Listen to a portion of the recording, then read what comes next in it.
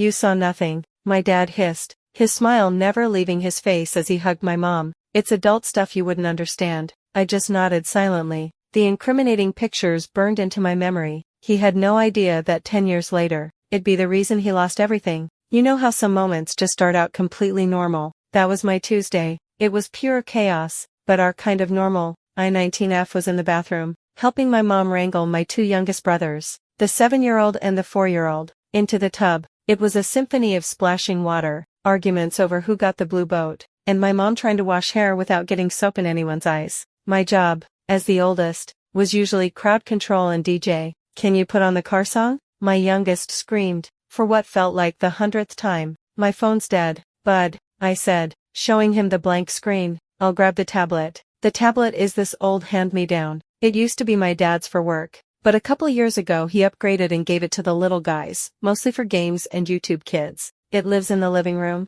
covered in tiny, sticky fingerprints. I grabbed it, wiped a smudge off the screen with my t-shirt, and headed back to the steamy bathroom. I was trying to open the music app, but with the humidity and my slightly damp hands, my thumb slipped. Instead of hitting Spotify, I accidentally tapped the icon right next to it. Facebook Messenger. The app blinked open, and for a second, my brain didn't even register what I was seeing. It was my dad's account, still logged in, and at the very top of his chats, there was a message from a woman I'd never seen or heard of before. My first thought was to just close it. It's his privacy, his stuff, but the preview text underneath her name caught my eye. It wasn't just a hey, how are you? It was flirty. My brain went into overdrive. Who is that? It's probably just a friend from work. But why would a work friend send a winky face emoji? Stop it. Close the app. It's none of your business. But it was too late. My thumb, almost like it had a mind of its own, tapped on her name. The conversation opened, and the air in the loud, chaotic bathroom just vanished. My ears filled with a low ringing sound. I started scrolling up. I saw messages from my dad talking about how he couldn't stop thinking about her. I saw her replying with things that made my stomach clench. Then I saw the pictures. Had sent her shirtless photos of himself, taken in his truck, trying to look serious. Shed sent back pictures of her body, strategically cropped but leaving nothing to the imagination. My entire body went cold. These weren't old messages. The last one was from this morning. This was happening right now. The tablet felt like it weighed 100 pounds in my hands. I could hear my brother still yelling for the car song, but his voice sounded like it was coming from the end of a long tunnel. This wasn't a joke or a misunderstanding. I was looking at concrete, undeniable proof that my dad, the man who's been married to my mom for almost 20 years, was living a whole other life. And now, I was the only one who knew. Somehow, I got through bath time. My hands moved on their own, finding the ridiculously upbeat car song on YouTube, setting the tablet face down on the counter, and handing my mom the rinse cup.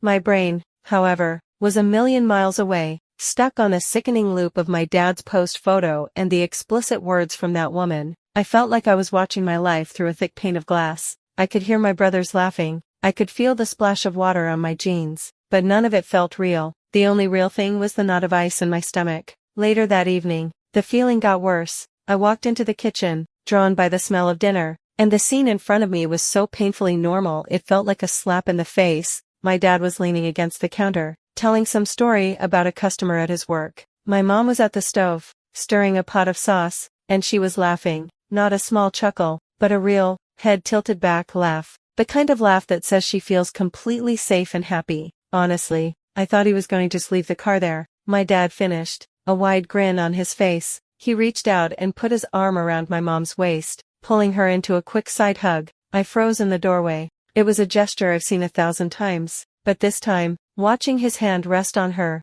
all I could see were his other hands typing out those messages. His other smile in that selfie for another woman. I had to physically force myself to look down at my phone, pretending I just got a text, because I was scared of what my face might show. Oh, that reminds me, my mom said, turning to him. I saw a special for a weekend getaway. You know, our 20th anniversary is next month. Maybe we could actually do something this year. The words hit me like a punch to the gut. 20 years. They were talking about celebrating 20 years of marriage, while his phone was probably buzzing in his pocket with a message from his side piece. My dad just smiled and said, "Yeah, honey, we deserve it." That was the moment I realized the truth. This wasn't a mistake he'd made, it was a choice, a whole separate life he was actively living. He could stand here, in the heart of our family, and lie with such ease, There was no flicker of guilt in his eyes, no hesitation in his voice. He was an actor, and he was putting on the performance of a lifetime. The problem was, I'd accidentally stumbled backstage and seen him without his costume on. I sat down at the dinner table,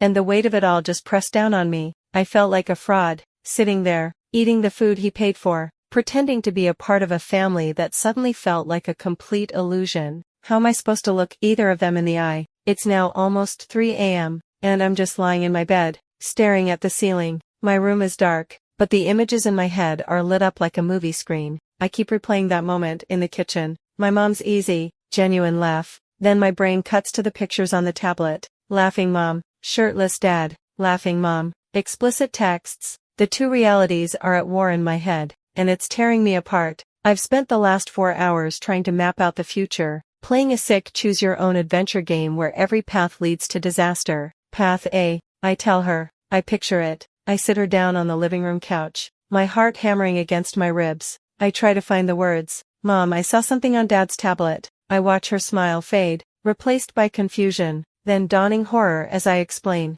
I imagine the exact moment her world shatters. That beautiful laugh from tonight would be gone, maybe forever. Our house, which has always been loud and full of life, would be filled with a terrible, heavy silence. I would be the one who brought the bomb into our home and lit the fuse. I would be the reason her 20-year marriage ends. Path B, I say nothing. I delete this memory from my brain and pretend it never happened. I watch them plan their anniversary trip. I help my dad wash his truck on Saturday, the same truck where he took those pictures. I smile at my mom every day, knowing that her happiness is built on a foundation of lies. I become a co-conspirator. The secret wouldn't be my dad's anymore. It would be ours. And what happens in a year, or 5? What if she finds out some other way? And she looks at me, her eyes full of a different kind of pain, and asks, You knew this whole time and you let me believe him. Then I'm not just the daughter of a cheater, I'm a liar, just like him. She'd be betrayed by two of the people she's supposed to trust most in the world. I feel completely and utterly paralyzed.